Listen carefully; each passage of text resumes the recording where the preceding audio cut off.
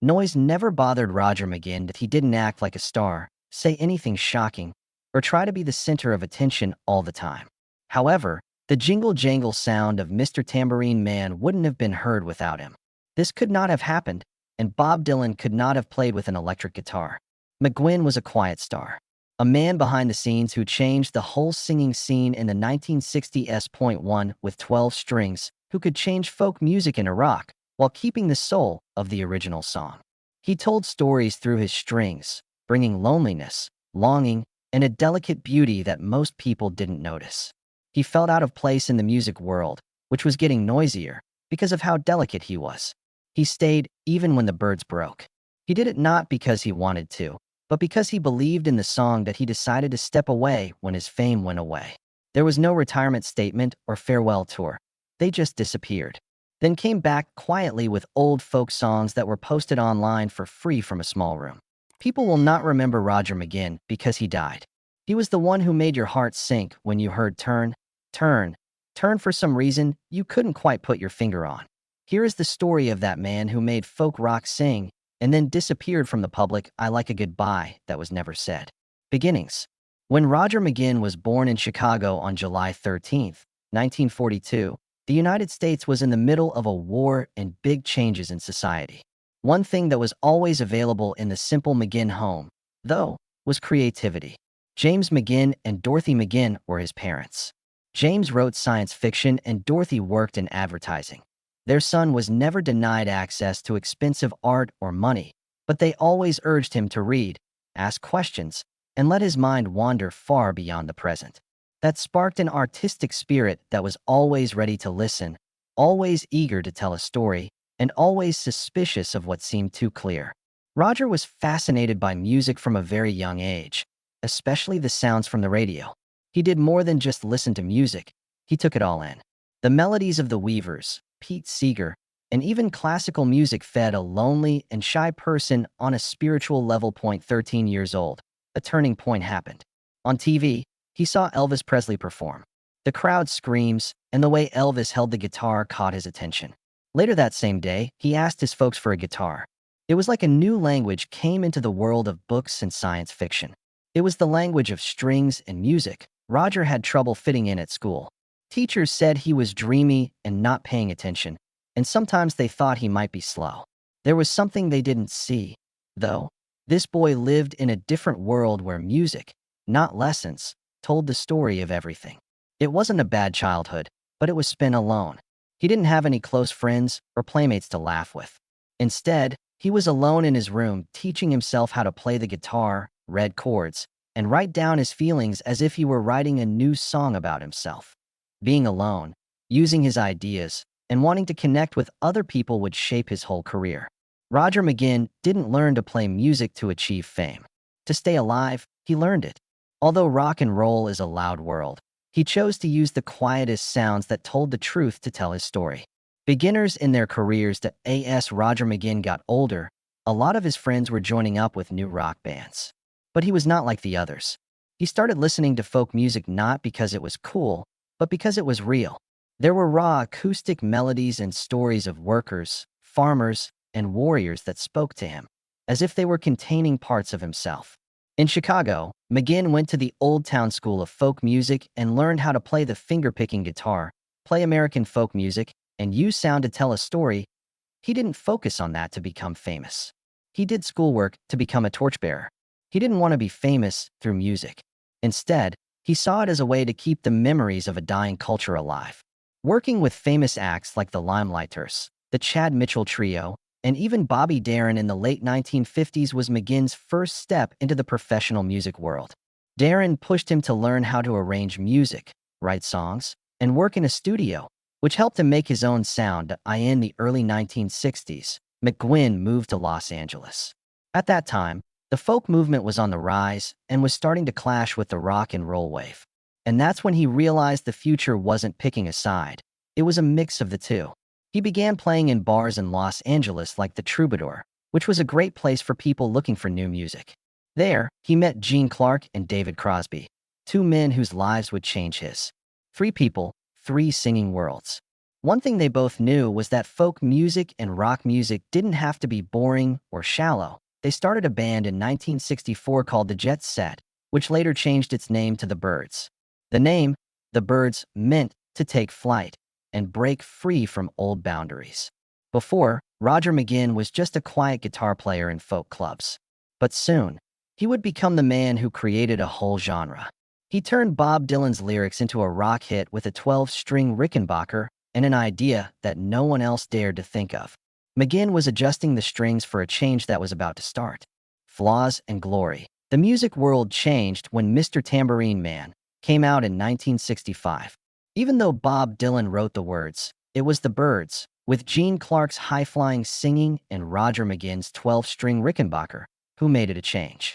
A folk song that was made more exciting by adding psychedelic tones and a pop tune. This was something that had never been done before. McGuinn went from being a keeper of traditions to being the spark that led a whole group of people. But no flight that high is ever smooth. With hits like Turn, Turn, Turn, 8 Miles High, and records like Fifth Dimension and Younger Than Yesterday, the Byrds were quickly back-to-back hits. Folk knowledge and the rebellious spirit of the 1960s came together in them. They always had McGuinn at the center of that sound. His 12-string guitar stretches the longings of an age that is about to break up. Within the band, however, there wasn't much peace. The main author, Gene Clark, quit in 1966 because he had a long-running disagreement with McGuinn and David Crosby. Creative control was a part of it. One reason was that he was afraid of flying, which was impossible for a traveling band. The Byrds lost a sensitive heart when Clark left, and McGuinn had to fill in as author, lead singer, and artistic leader. The next split happened with David Crosby, who got more and more angry as his ideas were turned down. It was his goal to make the band's music more political, complicated, and hallucinogenic. McGuinn was looking for accuracy, control, and style. Too many egos and too many different ideas. In 1967, Crosby was fired by McGuinn and bassist Chris Hillman after a tense show at the Monterey Pop Festival. Soon, the Byrds turned into shadows of themselves. People joined and left.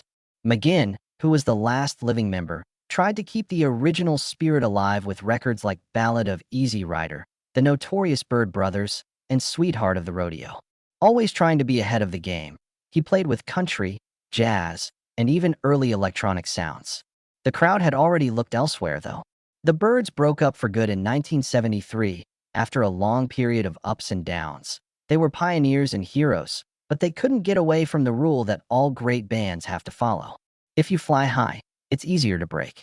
And Roger McGuinn, the man who used to be able to carry the band with just sound and vision, still had one question. What was there to say if there were no more Byrds after all the damage and glory? One-on-one, job, and personal problems. Roger McGuinn started his journey by himself in 1973, after the Byrds broke up. He had a lot of knowledge, but a lot of doubts. No longer was he a young artist with big dreams of changing the way music was made. He had lived through a decade of broken relationships, loses, and constant fighting. Still, the 12-string Rickenbacker left an impression on him that he could never get rid of. His first record by himself, Roger McGuinn, 1973, was a sincere work that featured Bob Dylan, David Crosby, and Graham Nash. Folk, rock, country, and jazz were all sounds that were explored in the music. But the crowd had already moved on. In a time when glam rock and disco were popular, McGuinn felt out of place as a speaker using old-fashioned sounds in the middle of a sea of loud music. After that, he put out Peace on You in 1974, Roger McGuinn and Band in 1975, Cardiff Rose in 1976, and Thunderbird in 1977, but none of them did very well at the store. Younger viewers didn't follow him, even though critics respected him. Songs with a lot of depth and feeling, like Jolly Roger or Dreamland, were forgotten as dance music and the flashy videos of the soon-to-be famous MTV era took over. Because of this, Roger McGuinn had a quiet, long-lasting psychological crisis after many failed attempts to change things. No crises, drug abuse, or self-harm, just a long-lasting feeling of being lost. I realized I had everything most people dream of: fame, freedom, creative power, but I still felt empty inside, he said in an interview. I had lost track of why I was living. After not hearing any Byrds and not having anyone really listen, McGuinn started to think. Did music save you? Or was it just a way to hide your loneliness? All of a sudden, a new road appeared, just as everything seemed to be ending. But not from a record company or a stage. It came from faith. That's when Roger McGuinn started a whole new stage in his life. He wasn't looking for a job, but for meaning that he didn't need an audience to prove his presence anymore. He just needed a reason to keep living. It's not the charts that measure a return, it's the soul. Forgiveness, faith, and moving out of the spotlight. Roger McGuinn quietly chose a different road in the late 1970s, when many of his peers were busy with never-ending tours, million-dollar contracts, and the drugs that kept them from getting creatively worn out. He believed in God again. After years of tiredness and doubt, McGuinn had a deep spiritual awakening in 1978. There wasn't a big fall or dramatic crisis that set it off. Instead, a buildup of emptiness every day pushed him to face himself. He remembered how he knelt in prayer one quiet night, not looking for fame, but wishing for peace he'd lost a long time ago. Not a loud or evangelical Christian, he became a devoted one. But his faith changed everything. It altered the way he lived, why he thought, and how he composed music. He started a new trip with his wife Camilla. They lived in an RV and traveled across America, playing acoustic sets in small venues and telling old stories, not to sell tickets, but to connect people. No more record companies, ads, or plans for the market. Music was no longer a job for McGuinn. It was a trip of the spirit.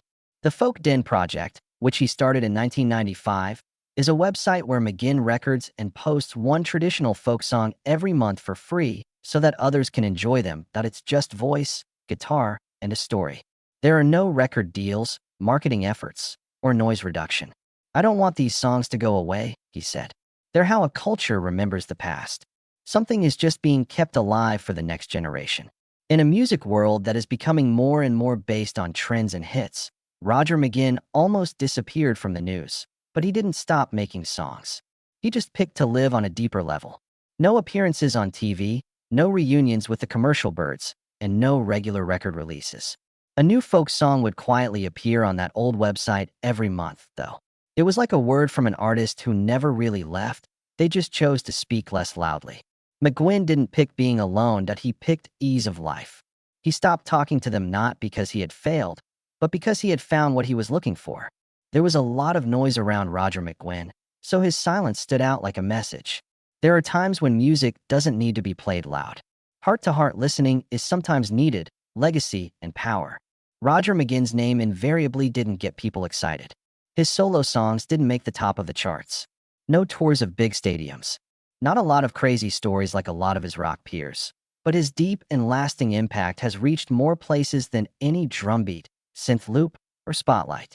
McGuinn's secret tool was the signature sound of his 12-string Rickenbacker, which was loud, ringing, and echoed like a voice from another world. Before him, people used the electric guitar to make noise, show off, and gain power. But McGuinn made it into a subtle, eerie, and poetic tool for telling stories. When George Harrison was younger, he said that hearing Mr. Tambourine Man was what captivated him and made him buy the same Rickenbacker guitar. The Beatles' songs If I Needed Someone and Ticket to Ride became known for that jingle-jangle sound. Tom Petty started his career right where McGuinn left off. He was the leader of a new wave of American rock in the 1980s. And it wasn't just the sound that stuck with people, it was also the way the songs told stories. Musicians such as R.A. E.M., Wilco, the Jayhawks, and even early U2 were influenced by the way McGuinn and the Byrds wrote songs and how they told stories through their lyrics. His musical theory, not his technical legacy, may be the most interesting thing about Roger McGuinn. When everyone else was following the latest trends, he went back to nameless folk songs. Artists used their words to market themselves, but he used his to keep culture alive. Folk Den was a small project at first, but it has now been going on for almost 30 years, recording hundreds of traditional songs and making music available to future generations that might have died out otherwise. They joined Roger McGuinn and the rest of the original Byrds in 1991 and became members of the Rock and Roll Hall of Fame. He did not talk about success in his speech. He did not thank the business world. "We were just telling stories," he said, "and I hope the music keeps doing that after we're gone." Actually, it has. You can leave a mark without being loud. Roger McGuinn showed that people who speak softly are sometimes the ones who are heard the most. Nowadays, Roger McGuinn is an old artist. Most of them have retired to silence. But he keeps working quietly without big shows. Still, there is a simple belief behind every step and every small achievement. When music comes from the heart, it's still important that McGuinn keeps touring with his songs and stories shows in 2024 and 2025. These shows aren't like most others. There are private talks going on. Besides singing, he talks about the past, his early life in Los Angeles, meeting Bob Dylan for the first time, or why he picked folk music over hits. The tour stops in 44 states, from Delaware to Massachusetts, and from California's Bankhead Theater to Illinois' Wildey Theater.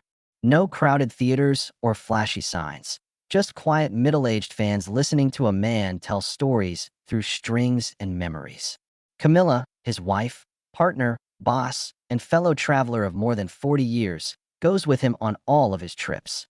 Like travelers of a faith that doesn't have a temple, they live in an RV. This faith is called folk.